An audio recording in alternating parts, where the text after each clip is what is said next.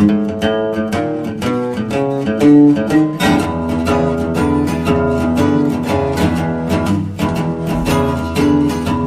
guys, it's David again.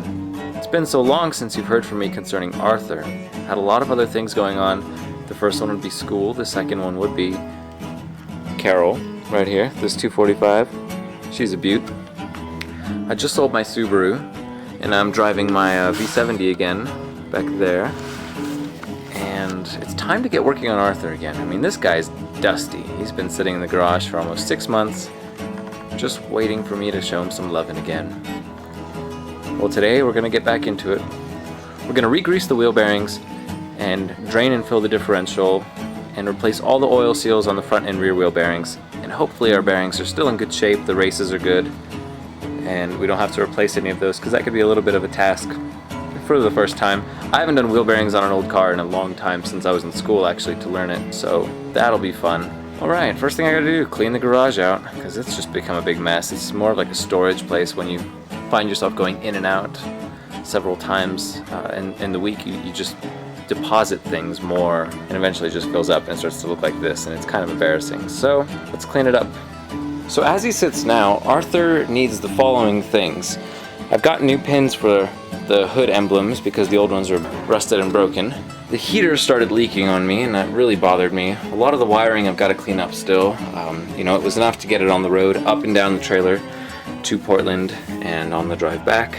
You'll notice here that I'm missing a wire because one of my IPD wires fell apart right at this connection, which is unfortunate because I really like these wires. So if anyone's got a single IPD wire around, that'd be great. Let me know.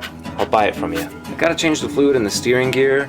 We're gonna pull the engine out because, well, the oil pan started leaking on the new gasket all the way around, completely uniformly around the oil pan, and I'm really upset about that because it's a brand new gasket.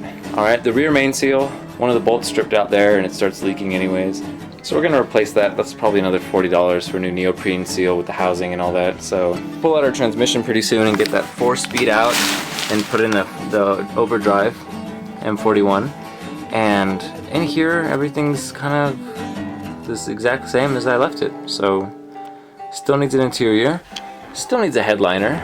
It's kind of a low priority for me because I'd much rather get it driving and enjoyable and not have to look at, you know, the sound deadening as much. The back seat, I had some plans for it, but I think I'm really just going to reupholster it because it's the most cost-efficient thing to do right now. I'm also going to leave the seats as they are for the time being, and I've got to redo the door panels because as cute as the laminate was, it's just not very long-term.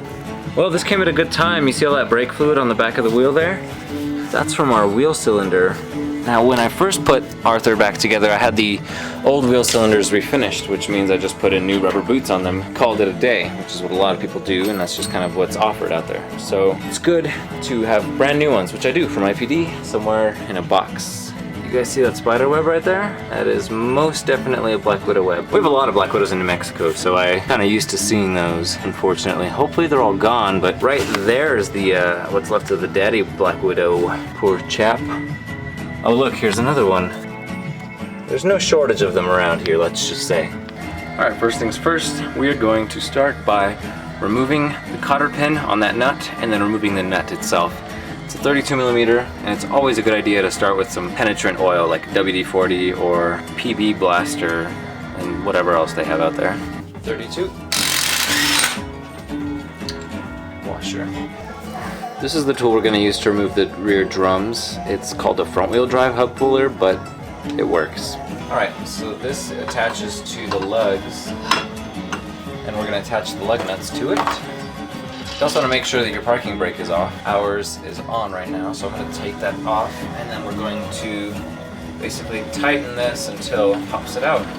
You want to adjust it in as much as this is centered with that guy. So ours is off just a little bit, so I'm going to loosen these lug nuts and then center that and then tighten them up. I've got this bar here that's going to keep it from turning. We're basically going to tighten this, and it's going to force that drum out. But it's going to give you a fight, especially if it's really old and if it's stuck in there. Don't give up, but don't be too rough either. Holy! There it goes! Never had one so violent before, but never really know what to expect. Alright, let's see what it looks like inside. There's all of our fluid. from the bad cylinder up there. Yeah, that cylinder's in pretty bad shape. Let's bring the light around and take a look at our shoes now. Okay, that side looks alright, minus all the oil on it. Another thing we're going to do is lubricate that parking brake cable. Alright, so right there is our oil seal. There's a felt ring inside, and then there's one of our bearings and another seal. So let's pull it all apart and figure out what's going on in there. So we're going to remove the brake line, and then there's two 11mm nuts that are attached to either side of this here. If you don't want this to drip, you can always just put the wheel cylinder back on it, but I'm just going to change the brake fluid. Again, I think I've gone through more brake fluid than oil on this car. Yeah, I'm gonna let that go. I've got my drain pan down there. Alright, next thing to do is to remove the parking brake and all the brake hardware. Okay, the brake hardware is out. It's pretty easy. You start out with these two, you turn the little pins, the springs pop out, then you pull out the bottom spring, pull out the top spring, this spring gets retracted so you can slide that out of the shoe. This guy can stay on until we pull the whole thing out, and there's two bolts holding in the parking brake cable. We'll probably disconnect those now, probably 11mm, and then there's these four, which should remove the entire assembly. These bolts aren't very long, they just go all the way to the back of the backing plate, so make sure you catch them. There's two washers that go along with them. Looks like they all have thread locker on them too. I'm going to put some back on when it comes time to reinstall. Okay, inside there is a felt seal that's going to get replaced. When this piece comes out, there's the felt seal inside. Here's a shim. It's important that you don't lose any of these. They control the thrust between the axle and the backing plate here. This looks like a really old paper gasket. Yep. Okay, we've got a view of our bearing here. Volvo has a special tool for removing this. It's really just a slide hammer that attaches to this piece here. What some people do is they just stick the drum on there with the nut, and then they just tap it around the backside, which is, let's try that. Now there's a little key that goes inside of the drum. You don't want to lose that, so make sure that you keep it in a safe place. A lot like a Woodruff key.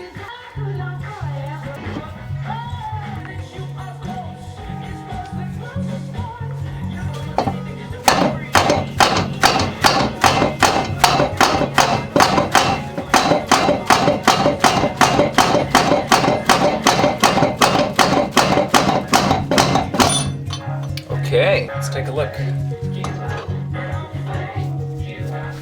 Nice. Oh, that is a beautiful looking race right there. I was hoping it was in good shape too, so that we don't have to replace that, which can get kind of costly. It's about $60 per side for the bearing kit.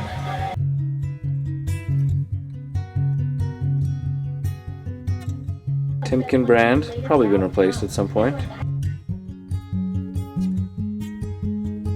A little bit of grease there, that's what you're seeing in those marks, but no scoring, no burn marks, no grooves or scratches. That is a very happy bearing right there. And I'm a very happy owner. Alright, we're going to pull out this half shaft.